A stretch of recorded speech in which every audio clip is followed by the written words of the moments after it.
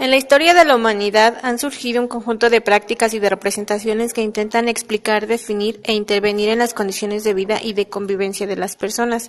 Entre ellas, y como un tipo singular de esas prácticas, podemos ubicar al trabajo social.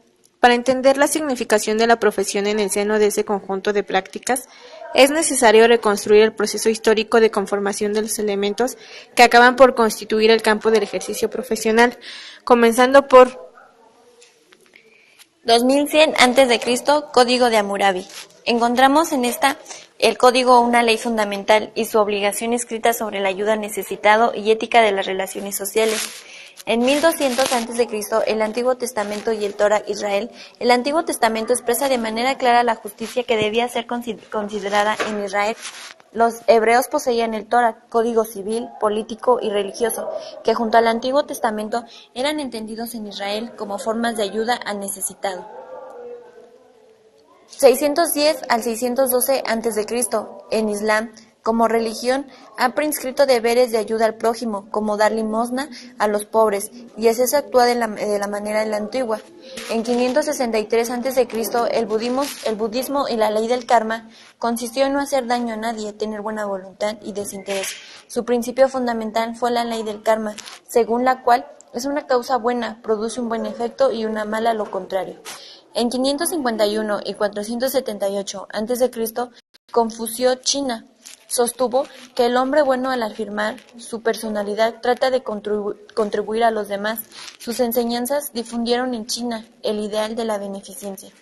En 96 al 98 después de Cristo, Roma, sistema alimenticio de Nerva. El emperador Nerva realizó un sistema alimenticio que pretendía ayudar a los estratos más pobres de la población y asegurar la buena nutrición de los niños. El cristianismo, en el siglo XVI, la caridad con sentido, amor al prójimo, cobró significación. Comienzos de la asistencia social, contexto histórico, Reforma protestante en 1517 con Martín Lutero. Con Juan Luis Vives, en 1492 y 1540, sentó las bases de la asistencia social, contexto histórico, autonomía respecto a la dependencia civil y la eclesiástica. En 1805, Tomás Chalmers, en 1750 a 1847, comenzó a organizar la acción asistencial en el ámbito de la parroquia y bajo el expuesto en Hamburgo. En su contexto histórico fue en el positivismo como la filosofía de la vida. En el siglo XVIII, la revolución industrial fue la irrupción de la tecnología en el proceso productivo, conllevó a una modificación de la sociedad y aparición de una problemática social. A principios del siglo XX culmina el proceso moderno de institucionalización de la ayuda social. La nueva forma de intervención del trabajo social articula tres elementos. Número 1, la institucionalización de la beneficencia privada, que aporta un saber práctico o una forma de hacer las cosas, que se apoya en el sentido común y en el compromiso, una identidad y un lugar. Número 2, la ampliación de las funciones del Estado, que beneficia privada, que aporta un saber práctico o una forma de hacer las cosas, que se apoya en el sentido común y en el compromiso, aporta un espacio laboral y legitima el lugar del intermediario bajo la condición de trabajo asalariado. Número 3, el desarrollo de las ciencias sociales, que genera un campo diversificado de argumentación teórica y de herramientas metodológicas, de las cuales la nueva profesión extrae conceptos y técnicas que pasan a constituir su saber especializado. Nacimiento de una profesión. El trabajo social se ha desarrollado como disciplina desde la mitad del siglo XVIII hasta finales del siglo XIX, a partir de las sociedades organizadas para la asistencia a los pobres.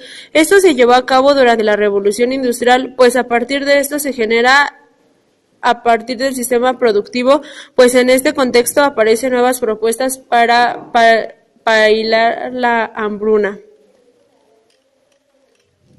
Octavia Hill. Plan de construcción de viviendas con las visitadoras de barrio que llevarán a cabo tareas de supervisión y reconciliación. Las cobradoras de alquiler tenían que ofrecer ayuda espiritual y disciplina. Los inquilinos que por falta de voluntad necesitaban impulso permanente, además les enseñaban virtudes domésticas. Frederick Ripley. Introduce el método del caso en el estudio de los problemas sociales, comienza a aplicar fórmulas matemáticas y establece distancia respecto a la filosofía para convertir la sociología en ciencia exacta. Durtin Dix.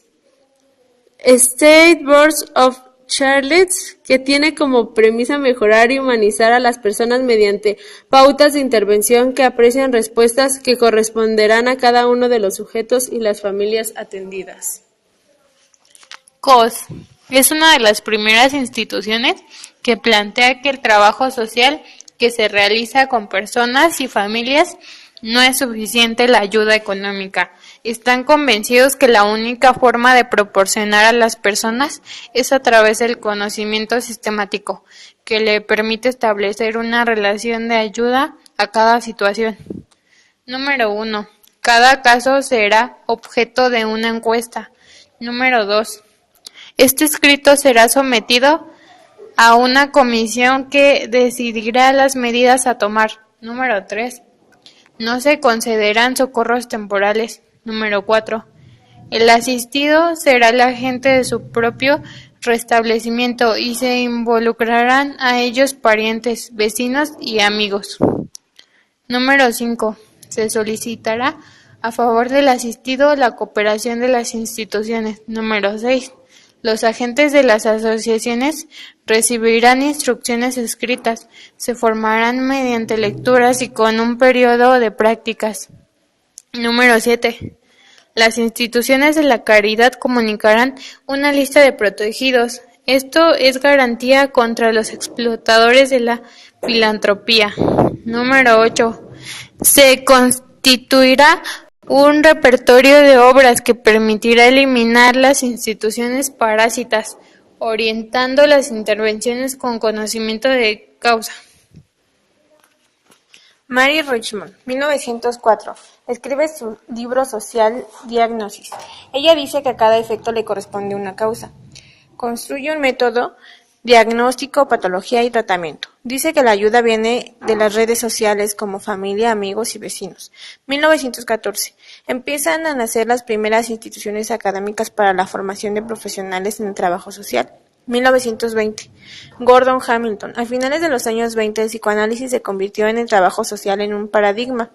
El consultante es el protagonista de su propia historia y el profesional solo es el que acompaña al sujeto de caso en su proceso. El hombre es un individuo biosocial. Se estudia a los individuos en todo lo que se les relaciona con sus propias experiencias y sus sentimientos, y el único responsable de sus actos es el mismo individuo. El trabajo social de casos en Europa. La teoría psicodinámica, el trabajo social de casos, finalizó hasta la Segunda Guerra Mundial. Inició a través de los profesionales en Estados Unidos, que forman a los europeos y que ponen el énfasis en el valor pedagógico de la supervisión y en la utilidad de trabajar con el registro de entrevistas. Tanto en Inglaterra como en Estados Unidos, el casework se desarrolló fundamentalmente en organizaciones especializadas en la atención a los niños e instituciones psiquiátricas. La crítica a este modelo terapéutico del casework en países de Europa a finales de los años 70 se produce desde posiciones ideológicas y conceptuales que vuelven a plantear la importancia que tienen los factores sociales en la explicación de las situaciones que se presentan como problemas individuales. En el proceso de la crítica termina de consolidarse en París en mayo del 68. Entre los años 70 y 65, últimos años del franquismo, el trabajo social en España sufre una crisis de identidad, crisis que lleva a los profesionales a repensar el trabajo social. Tuvo como una consecuencia un fuerte debate ideológico. Tiene de nacimiento de un nuevo enfoque metodológico, liderado por Colomer en 1972. El trabajo social en Latinoamérica, el movimiento de reconceptualización. En Latinoamérica en los años 70 tiene un movimiento que, promovido por los sectores académicos, docentes y estudiantiles, pretenden gestar una alternativa para el ejercicio profesional. Este movimiento está conocido como la reconceptualización en el campo profesional. Cuestionó los fundamentos teóricos, metodológicos, políticos e ideológicos del trabajo social e incorporó el materialismo dialéctico como eje central de su marco de referencias interpretativas. Se criticó a esa perspectiva teórica y metodológica, considerado trabajo social tradicional, por considerar que está fundamentada en posiciones teóricas positivas y funcionalistas que interpretaban el problema social en términos de patología. El trabajo social favorecía la reproducción del sistema social.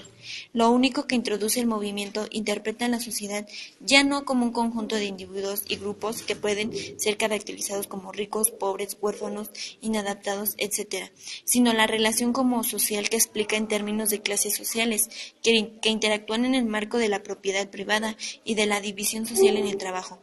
En esta perspectiva, el problema social se conceptúa como un producto de las contradicciones propias del sistema social vigente y se expresa en las condiciones materiales de vida de las clases explotadas y oprimidas, así como en la conciencia alienada de dichas clases, dado que están sometidas en la ideología dominante.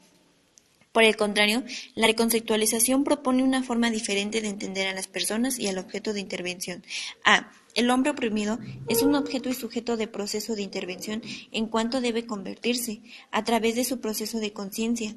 B. Desde esta comprensión el objeto de intervención se propone nuevos objetivos específicos y se articulan alrededor del proceso de convención del hombre oprimido en sujeto consistente de una situación.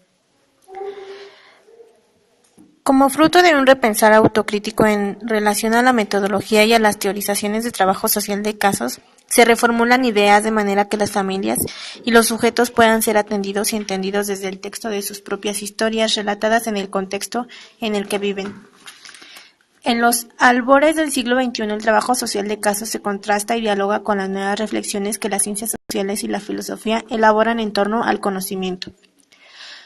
Como podemos darnos cuenta, el trabajo social ha evolucionado durante los tiempos, pero el objetivo sigue siendo el mismo: ayudar al necesitado.